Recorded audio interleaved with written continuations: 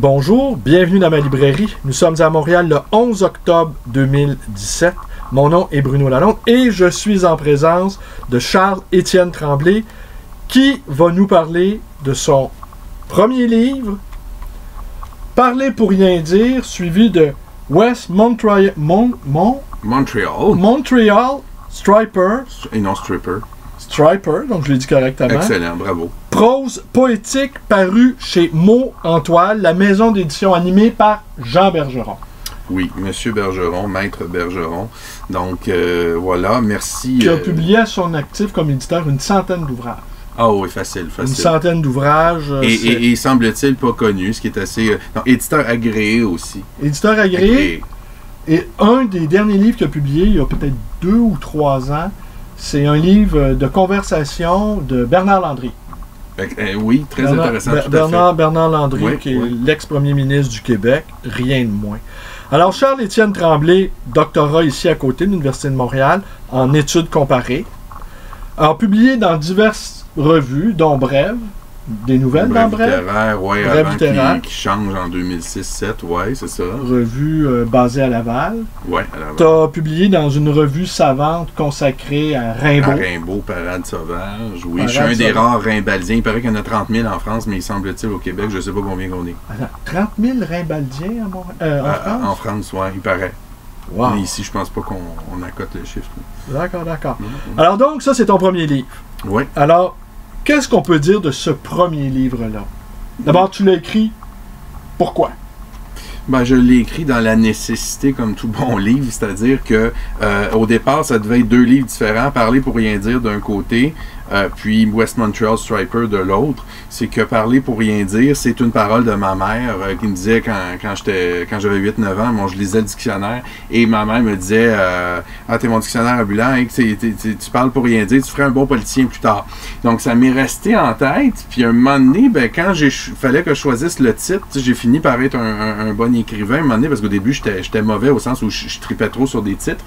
Donc là, une fois que le contenu a été écrit, je me suis dit, bon, ça c'est quoi qui est marquant, qui frapperait le monde aussi en même temps avec le titre. Donc, Parler pour rien dire, tu sais. À chaque fois que je présente ça à des gens, que ce soit des inconnus, des illustres inconnus ou des connus, ben ils disent, ah, Parler pour rien dire, ah oui, on en fait souvent à tel endroit, oui, tu sais, il y a quelque chose de commun dans ce titre-là. Puis West Montreal Striper, ben j'ai fait exprès pour l'écrire bizarre. Puis Striper, ben c'est un mot qui n'existe pas vraiment. Stripper, comme dans Stripper Club, on sait c'est quoi. Ouais. Mais Striper, ça a rapport avec un arpenteur. C'est pour ça que je mets comme sous-titre l'arpenteur mal à mancher. J'ai un ami français qui habite dans le nord de la France qui m'a dit ça c'est de la poésie pure. Donc West Montreal Striper, semble-t-il. Parce qu'il n'a rien compris à mal à mancher. Non, t'expliques ça comment un français? Non, mais lui il a vécu 2 ans à Montréal, puis il aime beaucoup le Québec, tout ça, mais bon, oui, c'est sûr, c'est comme si moi on me mettait dans un environnement parisien, là, Paris étant un pays dans la France, là, ouais. J'aurais certaines lacunes, mais lui, bon, il a vraiment apprécié, il a vu que, par exemple, quand je fais des jeux de mots avec T'auras Beauvoir, tu verras rien, man, Beauvoir, donne-nous un exemple. Par exemple, là, quand je fais allusion à Suzanne de Beauvoir, je fais des liens avec Baudelaire, puis ça, puis... Donc lui, il a vu beaucoup de choses que certains ont sûrement vu, mais tu sais, pas senti comme lui, peut-être.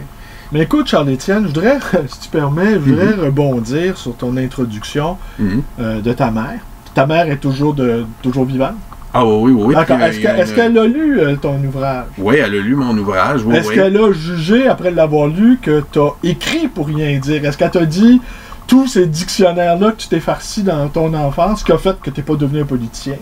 Non, du tout. C'est que ma mère, elle a un peu, mon père aussi, mes parents ont réagi comme dans Le vrai monde de Michel Tremblay, c'est-à-dire ils pensaient que je voulais publier quelque chose sur eux, alors que ça n'a pas rapport avec eux. Ouais. Il y a une autobiographie spirituelle, pour moi c'est ça, Parler pour rien dire, tandis que West Montreal Striper, c'est vraiment une espèce de, comme m'a dit mon ami, une espèce de poésie pure, je voulais épurer quelque chose de feeling. Mais est-ce à dire que quand ils ont constaté que tu n'écrivais pas sur eux, ils ont été soulagés? Sincèrement, je le sais pas. C'est une partie que je connais moins de mes parents. Je connais beaucoup mes parents, puis ils me connaissent beaucoup, mais ça, c'est un truc tellement intime que je sais pas jusqu'où ils sont allés dans le « off you » ou dans le « oh boy, ok, je comprends toujours Parce pas ». que, écoute, excuse-moi de revenir là-dessus, parce que ça reste étonnant. Généralement, tu vois, les mères de famille, toi quoi, t'es né au début des années 80, t'es né en 80? Bon, les mères de famille, j'en ai quelques-unes qui fréquentent ma boutique, ils veulent que leurs enfants dévorent des dictionnaires. Tu comprends? Ça veut pas dire qu'ils veulent qu'ils deviennent des politiciens. Mais, parce que lire beaucoup, accumuler du vocabulaire, c'est nécessairement lié à succès scolaire.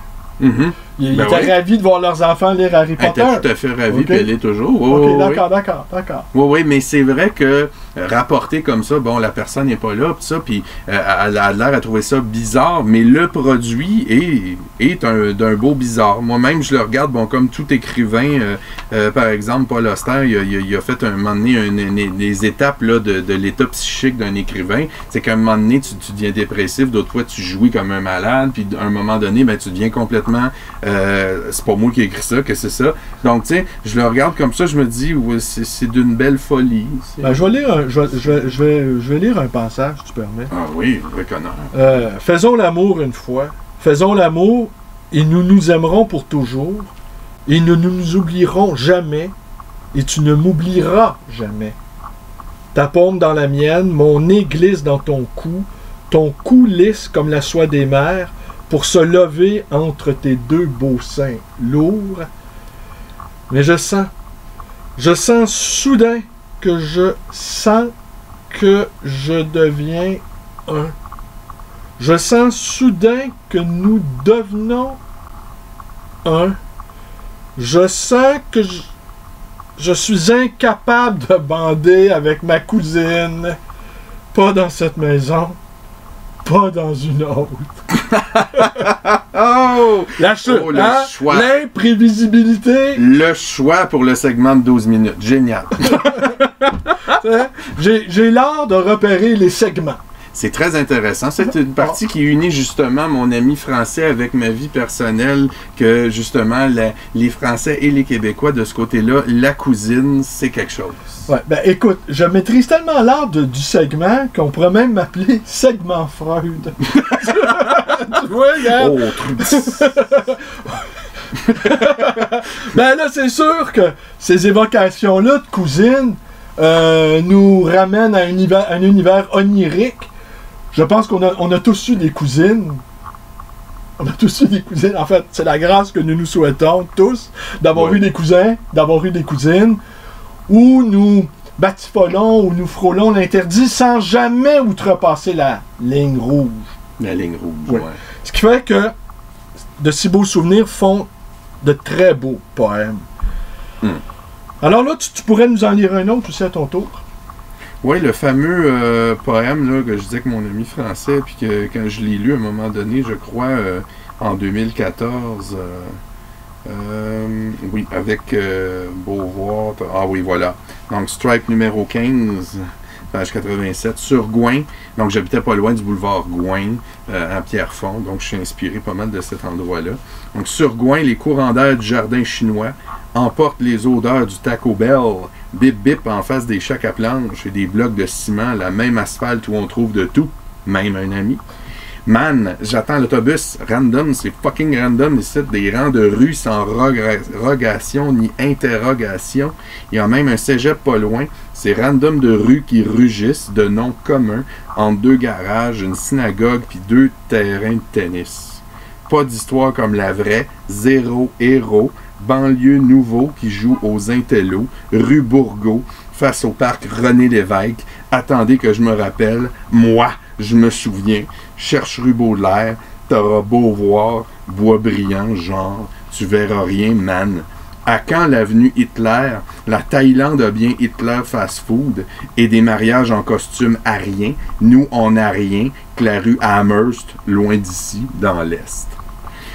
Et le bout de à quand l'avenue Hitler jusqu'à dans l'Est, on le voit pas dans la lecture que j'ai faite l'autre fois, là, qui était assez humoristique. Ah d'accord, ça, tu t'es auto-censuré, là. À ce moment-là, peut-être, parce que déjà, je savais que jusqu'à tu verras rien, man, ça faisait quand même. Ok, d'accord. C'est ton petit côté fragment, Sigmund fragment.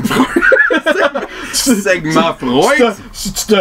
Tu te chopes la parole. C'est parce que j'en avais plusieurs à lire, puis je me dis, bon, si je mets ce bout-là, puis j'avais quasiment l'intention de le mettre à un autre, donc ça, on était dans le manuscrit encore, puis je savais pas si ça allait être publié à part. Il y avait un éditeur qui m'avait montré de l'intérêt, mais ça n'a pas été jusqu'au bout. Fait que cette partie-là, West Montreal Striper, est moins ancienne que Parler pour rien dire, mais tu sais, il y a eu de l'intérêt qui a été montré. C'est juste qu'il y en a qui avaient des idées, tout ça intéressantes, qui ne sont pas allés jusqu'au bout.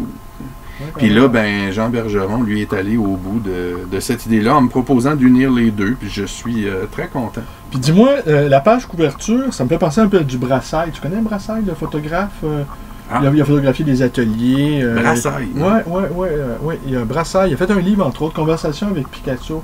Et il a photographié des graffitis, des fragments, décidément, on reste dans le fragment, de rues ou de murs. Hein, non, ça c'est l'entrée. C'est l'entrée, c'est l'entrée en ciment du garage où je suis né, la maison où je suis né, qui est à Saint-Augustin de Mirabel. Et il est toujours là. C'est toujours là. Donc, il y a Simon, mon frère, 1980, Michel, mon père. Donc, Charles, il est là en quelque part. Là. Puis 1980, ça, c'est l'année de ta naissance. C'est l'année de ma naissance. Puis les cracks sont... Ben là, les cracks ont dû... C'est l'usure, là. L'usure normale de... Ils sont arrivés en 78, donc ça, c'est... Ils ont fait ça en 80, ils savaient que j'allais venir. Ouais. Dis-moi, Charles-Étienne, ton livre, il est lancé officiellement le 3 novembre? Il y a un premier lancement le 3 novembre, avant le Salon du Livre, du 15 au 19. Et ça, c'est à la maison... Maison des écrivains, oui. Sur la rue Laval. Avenue Laval, oui, c'est ça. Avenue Laval. OK. Ouais. Alors, on pourrait inviter les gens, on pourrait profiter de... Moi, j'ai commencé à balancer sur Facebook là, la merveilleuse affiche faite par notre merveilleux Jean Bergeron. Alors là, toute ta famille va y être? Ah ben, au-delà. Au-delà. Et donc, le 3 novembre, à la maison des écrivains. Ouais, 5 à 7. Rue Laval, c'est près du Carré Saint-Louis. Hein, exactement, près du Carré Saint-Louis. Un 5 à 7. Oui, monsieur, un 5 à 7. Et puis, écoute, je te laisse le mot de la fin. En fait, je vais te poser une question. Tiens, on va finir par une question. On est des amis Facebook, hein, puis on se connaît dans la réalité également. Et j'ai rarement vu quelqu'un être aussi enthousiaste d'avoir écrit et d'avoir publié un livre. Ton enthousiasme est intact, ton enthousiasme est... C'est très intéressant, cette remarque-là, parce que ça fait 18 ans que j'essayais de publier un livre. Bon, j'ai publié avant, je commençais en 2006, mais déjà en 99, j'essayais, ça a pris 2017. Donc, je fais partie des écrivains qui sont persévérants. 99% d'efforts, 1% de talent, mais le 1% doit être là quand même. Là. Mais tu sais, il y a beaucoup d'efforts là-dedans. Là. Donc, j'espère, dans ce sens-là, entre autres, être une inspiration pour la jeunesse, parce que 18 ans, des fois, ça peut être long. Oh oui, c'est long, mais... Il n'y a rien de grand qui se fait sans passion ni endurance. Hein? Puis ça, ce n'est que la pointe de l'iceberg. Là. Il y a énormément de choses qui s'en viennent, que ce soit avec M. Bergeron ou d'autres que je connais pas. Là. On ne sait jamais, la vie, là, c'est hallucinant. Jean-Étienne, c'est un plaisir. Bruno, alors, ami authentique, au-delà du Facebook. Voilà. Ben, vous connaissez la suite, vous pouvez vous abonner à ma chaîne, vous pouvez me visiter à la librairie, le Libre Voyageur, ou 2 exemplaires du livre de Charles-Étienne sont disponibles. Vous pouvez me téléphoner dans le 514-736-0999 et vous pouvez aller vous balader sur ma page Facebook. On aura compris cependant que je suis un graphomane, ainsi que me l'a qualifié mon ami Dominique Marion. Alors, je vous remercie d'être avec moi, portez-vous bien et à bientôt.